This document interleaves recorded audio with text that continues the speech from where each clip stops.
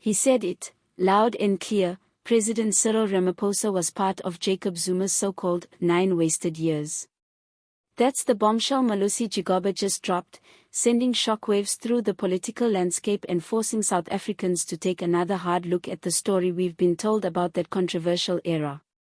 4 years, Zuma's presidency has been branded as a lost decade: corruption, state capture, unemployment, and crumbling institutions. The phrase 9 wasted years became a slogan, repeated by opposition parties, analysts, and even within the ANC itself.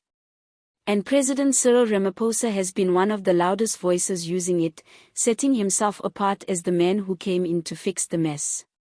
But Gigaba isn't having it. According to him, Cyril cannot wash his hands of that period, because he was right there in the thick of it. Malusi Gigaba knows Zuma's presidency better than most. As a former minister under Zuma, he was not just a bystander, he was part of the machinery that kept the administration running. Now, in 2025, he's pushing back against what he calls a one-sided narrative. Gigaba insists that while there were undeniable failures under Zuma, there were also successes that people conveniently ignore. And more importantly, he's pointing fingers at Cyril, reminding South Africans that Ramaphosa served as Zuma's deputy president from 2014 until 2018. If those years were wasted, then Cyril himself was a co-pilot in the cockpit. This is more than just a war of words. It cuts to the heart of how history will judge the ANC and its leaders. Cyril has built much of his presidency around the idea of renewal, presenting himself as the man who cleaned up after Zuma's chaos. But Gigaba's words raise a dangerous question: can you really claim to be the savior when you were part of the problem?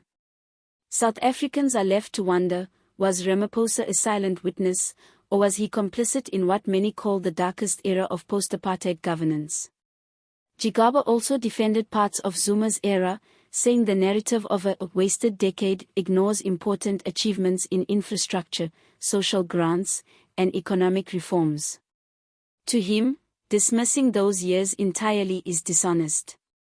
It's a perspective that resonates with some ANC loyalists who feel Zuma's legacy has been unfairly vilified. But for others, Gigaba's defense sounds like an attempt to rewrite history and escape accountability. The timing of Gigaba's comments is no coincidence. With the ANC facing fierce battles ahead of 2026 and Ramaphosa's leadership increasingly under pressure, every voice of dissent within the party is amplified.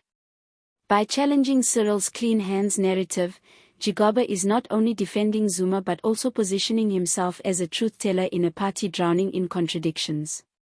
Public reaction has been explosive. Critics are slamming Gigaba for hypocrisy, reminding South Africans of his own scandals and controversial role in the state capture saga. They argue he has no moral ground to stand on. But supporters are praising him for daring to say what many have whispered, that Cyril cannot play innocent while blaming Zuma alone.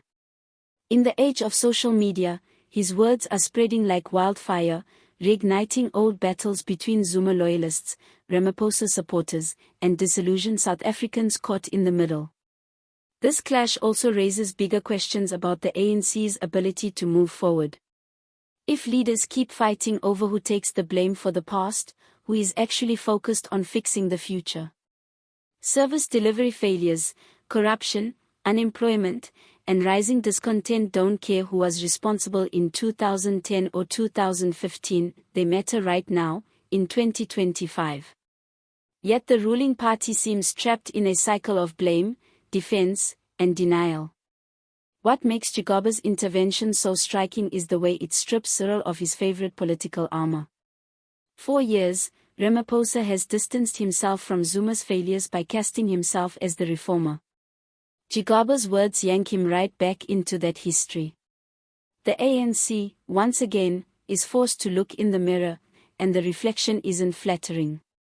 So here's the truth: whether you loved or hated Zuma's presidency, whether you trust or doubt Cyril Ramaphosa, one fact is unavoidable. Both men were part of the same government. Both men sat at the same table, made decisions together, and oversaw the same policies. To pretend otherwise is to mislead South Africans. And that is Gigaba's ultimate point. History will not separate Zuma and Cyril, it will judge them both. The only question is whether the ANC has the courage to admit that the 9 wasted years were not just Zuma's, but theirs as a whole. South Africa, over to you. Do you agree with Malusi Gigaba? Was Ramaphosa just as responsible for the 9 wasted years, or is Gigaba simply rewriting history to defend his old boss? Drop your comments below, let's get this debate going, and don't forget, Truth Untold will always bring you the stories behind the headlines.